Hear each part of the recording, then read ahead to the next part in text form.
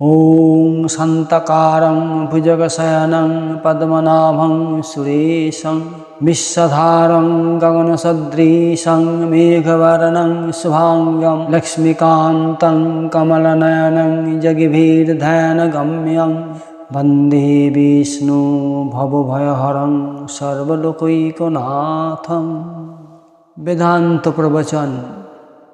ॐ यस्य विश्वं समानस्व शरीरोस्थस्य देहिनः देहाद्धिमुच्यमानस्य किमत्र्य परिशिष्यते एतत् मयि तत्।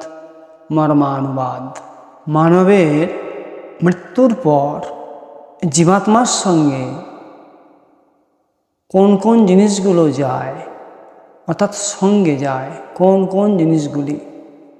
বিভিন্ন শরীরে গমনাগমনকারী এই আত্মা অর্থাৎ এই জীবাত্মা বিভিন্ন শরীর ধারণ করতে পারে, অর্থাৎ কর্মানুযায়ী পশু পক্ষী কীট পতঙ্গ মানব বিভিন্ন শরীর ধারণ করতে পারে। এই জীবাত্মা যখন বর্তমান শরীর থেকে বেরিয়ে যায়, অর্থাৎ এই পাঞ্চভৌতিক দেহ থেকে যখন সে বেরিয়ে গিয়ে তার মৃত্যু হয়, তার সঙ্গে সঙ্গে ইন্দ্রিয় ও পঞ্চপ্রাণের কাজ বন্ধ হয়ে যায়। আমাদের যে একাদশ ইন্দ্রিয় আছে, চক্ষু কর্ণ নাসিকা জিহ্বা ত্বক বাক পানি পাদ পায়ু উপস্থ, এর সঙ্গে যে পঞ্চপ্রাণ আছে প্রাণ অপান ব্যান সমান উদান, এসব কাজ বন্ধ হয়ে যায়। কেন যায়? জীবাত্মা সঙ্গে পরমাত্মা আছেন বলেই এগুলো কার্যকারণ তত্ত্বে পৌঁছায়, অর্থাৎ কার্যকারণ ঠিকমতো করতে পারে। সঙ্গে ইন্দ্রিয়াদি পঞ্চপ্রাণের কাজ বন্ধ হয়ে যায়, অর্থাৎ তারাও বেরিয়ে যায়। কিন্তু বেরিয়ে যাওয়ার পরও ইন্দ্রিয়াদি পঞ্চপ্রাণাদি ও জীবাত্মারই আশ্রিত হয়ে থাকে, অর্থাৎ এই পঞ্চপ্রাণের সঙ্গে আমাদের একাদশ ইন্দ্রিয় জীবাত্মাকে আশ্রয় করে ওরাও দেহ থেকে বেরিয়ে যায়। এই জীবাত্মাকে ছেড়ে এরা এক মুহূর্ত থাকতে পারে না। এই আমিকে বলা হয় জীবাত্মা, ভগবানকে বলা হয় পরমাত্মা। জীবাত্মা পরমাত্মা একসঙ্গেই আছেন, একেবারে মিশে আছেন।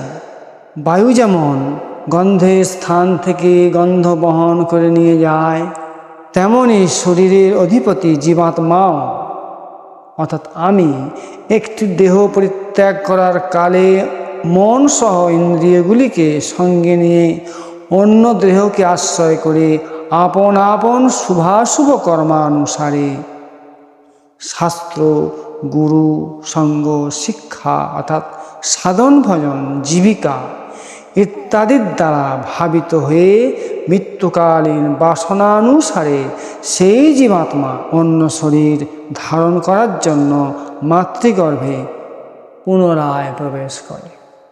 শ্রীমদ্ভগবদ্গীতায় ৫ম অধ্যায়ে ৮ নম্বর শ্লোকে ভগবান বললেন, শরীরাং যদমাপ্নোতি যচ্চাপ্যুৎক্রামতীশ্বর গৃহীত্বৈতানি সংজাতি বায়ুর্গন্ধা নিবাসয়াত।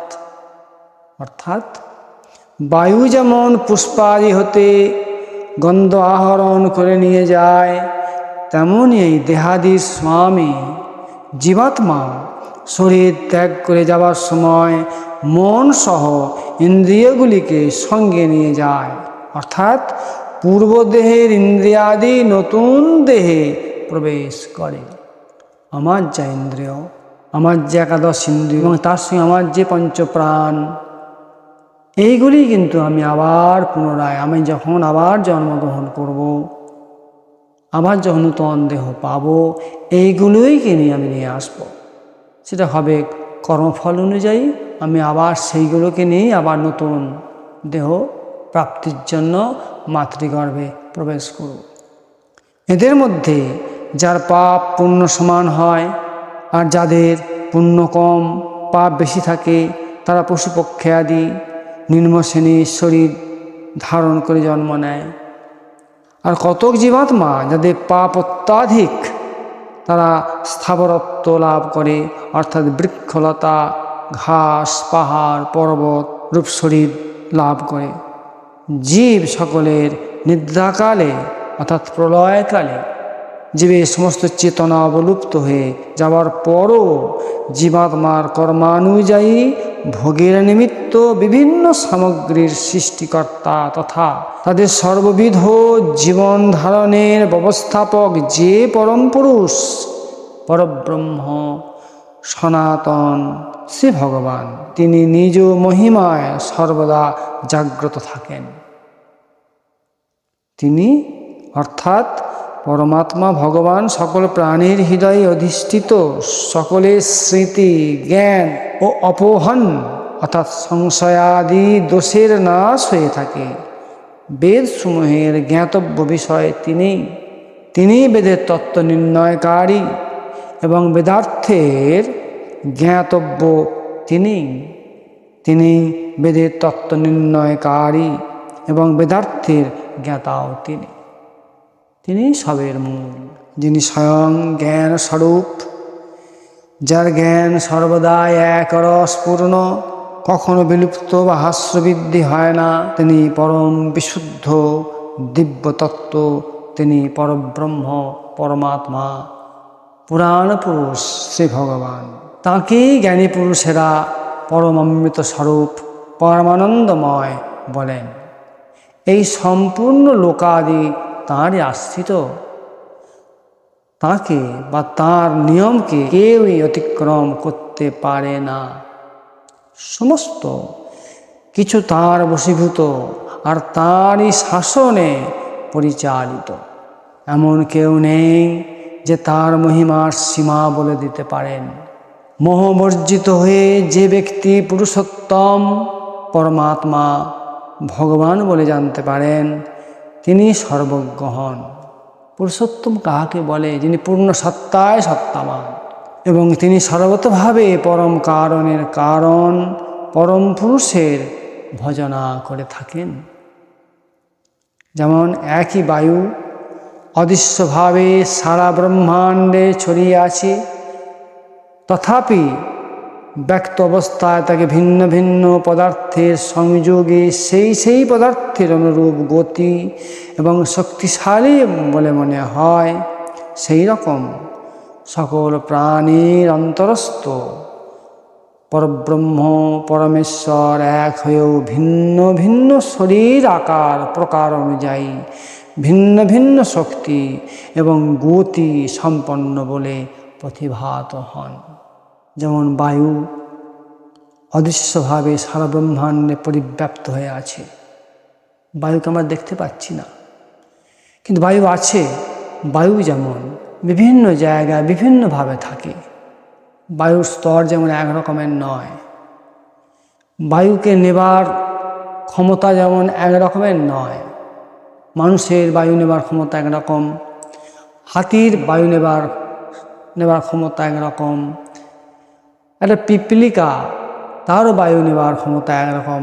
বিভিন্ন রকম বায়ু বিভিন্ন রকমভাবে আমাদের দেহতে যাচ্ছে, কিন্তু নামটি হচ্ছে বায়ু। আমাদের দেহের ওজন, আমার দেহের ফুসফুস অনুযায়ী যে কর্মক্রিয়াগুলো চলছে এক রকমের নয়।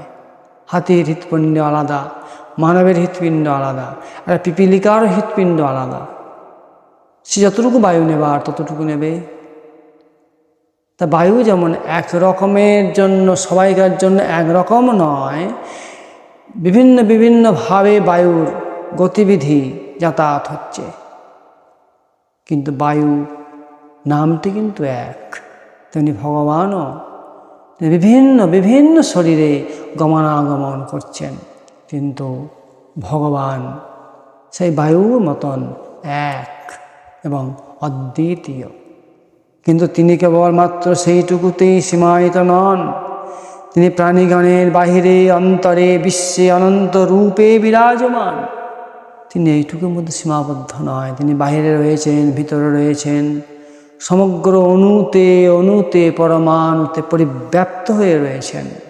যে পরমাত্মা ভগবান প্রতিটি জীবের মধ্যে অন্তর্যামী রূপে স্থিত, যিনি অদ্বিতীয়, সর্বতভাবে স্বতন্ত্র, সমস্ত ব্রহ্মাণ্ডে দেব মানব আদি সকলকে নিজের নিয়ন্ত্রণে রাখেন, সেই সর্বশক্তিমান সমস্ত কিছুর কারণের কারণ পরমেশ্বর নিজের এক রূপকে বহু বহু রূপে প্রকাশ করে রয়েছেন। মহাপ্রভু বলেছেন, কৃষ্ণধিষ্ঠান জানি প্রতিজীবে দানিবে সম্মান। কৃষ্ণ অধিষ্ঠান, প্রতিজীবের মধ্যে ভগবান কৃষ্ণ রয়েছেন, যেটা আমাদের স্বামী বিবেকানন্দ বললেন, বহুরূপে সন্মুখ তোমার ছাড়ি কথা খুঁজিছ ঈশ্বর, জীবে প্রেম করে যেই জন সেই জন সেবিছে ঈশ্বর। এই যে জীবের মধ্যেই তার প্রকাশ, তিনি সর্বকারণের কারণ হয়ে রয়েছেন, বহু বহু রূপে প্রকাশ হয়ে রয়েছেন। যে জ্ঞানী মহাত্মা সেই পরমাত্মাকে নিজের অন্তরে সর্বদা অনুভব করেন, তিনি অবিচ্ছেদ্য সনাতন পরমানন্দ লাভ করেন, যা অন্য কেউ পায় না। সেই ব্রহ্মতত্ত্ব যা তুমি বা তোমরা জানতে চেয়েছ। নামদেব বলে একজন সাধু মহাত্মা ছিলেন, তার নাম নামদেব। তিনি পরিব্রাজক হয়ে ঘুরতেন, অর্থাৎ তাঁর কাছে একটি গোপালজি থাকতেন। সেই গোপালজিকেই তিনি সেবা করতেন, স্নান করাতেন, খাওয়াতেন, এবং সেই ঝোলার মধ্যে গোপালজিকে রেখে তিনি পরিব্রাজক অবস্থায় তিনি ছিলেন, অর্থাৎ ঘুরতেন। একদিন একটি গাছতলায় গোপালজিকে রেখে দিয়েছেন, গোপালকে একটু ভোগ দেবেন বলে। সেই ঝোলা থেকে একটু আটা বার করে দোকানে ইট পেতে বনের দুটো কাঠ দিয়ে একটু আগুন জ্বেলে হাতে করে টিপে টিপে সেই নামদেবজি রুটি বানাচ্ছেন। রুটি বানিয়ে গোপালজিকে সেবা দেবেন।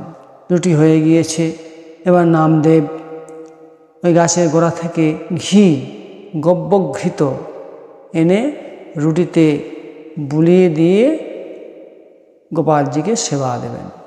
এমন সময় এই গাছের গোড়া থেকে যেমন ঘিটি আনতে গেছেন, অমনি কোথা থেকে একটি কুকুর ছিল, সেই কুকুর অর্থাৎ সারমেয়কে বলা হয় কুকুরের ভালো নাম হচ্ছে সারমেয়।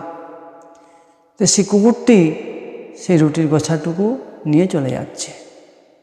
তো নামদেবজি বলছেন, এই তুমি দাঁড়াও, আমি রুটিতে এখনো ঘি মাখাই নাই, ঘি মাখানোর পর তবে তুমি সেবা করবে, দাঁড়াও।